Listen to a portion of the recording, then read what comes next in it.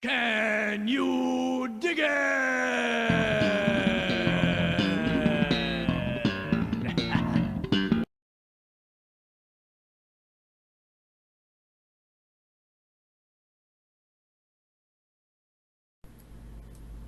Soon after retirement, I established a residence in Milton, Washington, where I set up my own photographic laboratory to process my own film and make prints. I purchased several good cameras and equipment, decided to become a nature photographer. The hobby quickly became a business when I started making photo greeting cards with my prints, which I sold at several outlets in the area. My most popular pictures included wild animals, birds, landscapes, mountains, flowers, and the ocean. I sold many large frame photos at various art shows and craft fairs. I really enjoyed this hobby, and it gave me a reason to continue camping and hiking in the wilderness. During the summer of 1982, I decided to check out some of the places that my Indian guide recommended to me, so I headed south to the Gifford-Pinchot National Forest. After traveling through a maze of Forest Service roads, I arrived at my destination, Lone Tree Mountain. From the top of the mountain, I had a breathtaking view of the surrounding area. To the north is Mount Rainier, to the west is Mount St. Helens, and to the east is Mount Adams. It is truly a beautiful place, and I ended up camping up there for several days, exploring the numerous foot trails in the area. My Indian guide had told me that this was a great place to view UFOs. He also said that he thought this area to be directly in the migratory path of Bigfoot. He figured that the creature traveled north through here in the spring and south in the late fall. The evenings were warm and clear here in the summer, so I was able to stargaze for several hours every night. I spotted multiple satellites passing overhead, and twice I saw objects that appeared 3 times as bright as the brightest star. These objects would often move in one direction, stop, and change directions.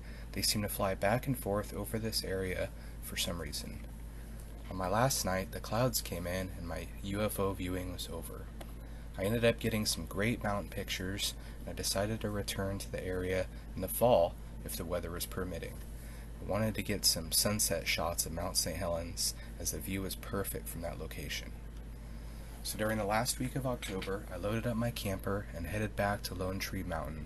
When I arrived, I quickly set up camp and headed down a trail about a quarter mile with my camera equipment to get my shot of Mount St. Helens. As the last traces of the sun disappeared on the horizon, I was startled by a strange sound coming from the canyon below. At first, I thought the sound was just caused by the strong wind, but it got louder. It was like a shrill, whining sound that echoed throughout the hills.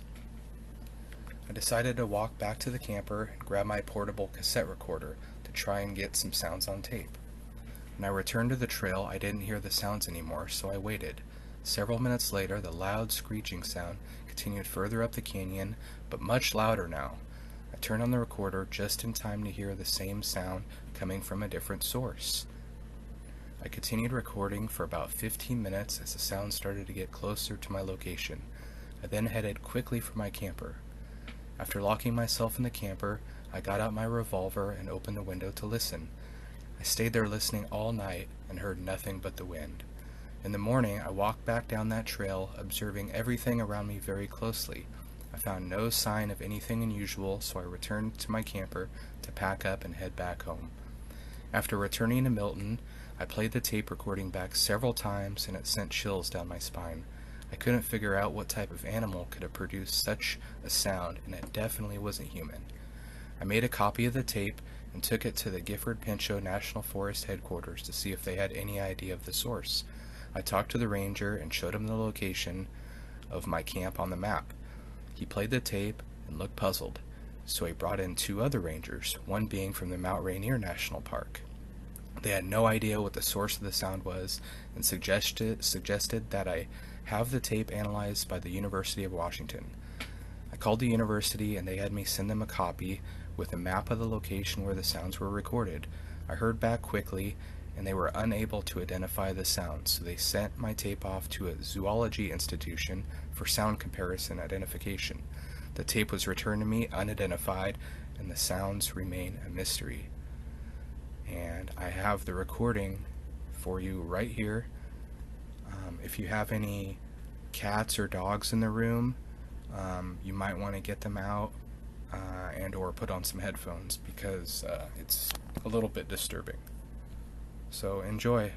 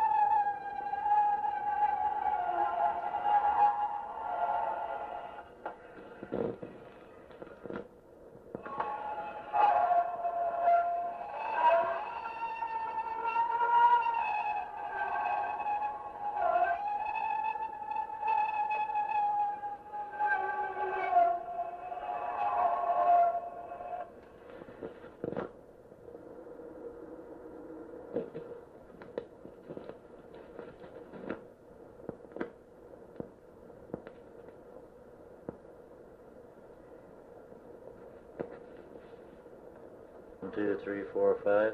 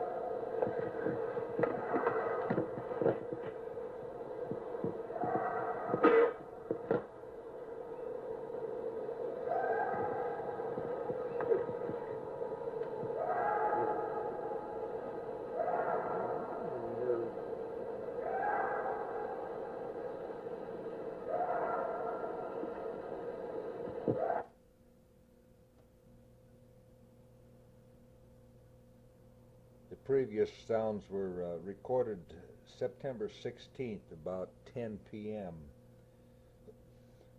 Camping up on Lone Tree Mountain, just north of Mount Adams. It was a clear night, and I took a trail towards Mount Adams to get some sunset pictures at about 6 p.m. After hiking about a mile and a half, I set up to take some pictures, and while waiting for the sun to set, some unusual sounds began to happen up a canyon. I couldn't tell for sure how close these sounds were. Maybe they were a mile away. The sounds are intriguing, so I went back to my camp, picked up my little portable tape recorder, which isn't much, and hiked back in to the point where I heard the sounds. At this time, the sounds were coming regularly and closer than before. I couldn't tell whether there was one being making the sounds or more than one. It was up a canyon, and the sounds varied in intensity. I have to excuse some of the effects on this small cassette recorder, for the wind was blowing, and I was constantly adjusting the microphone with maximum volume to try to get the sound, and kept pointing the recorder in the direction of the sound.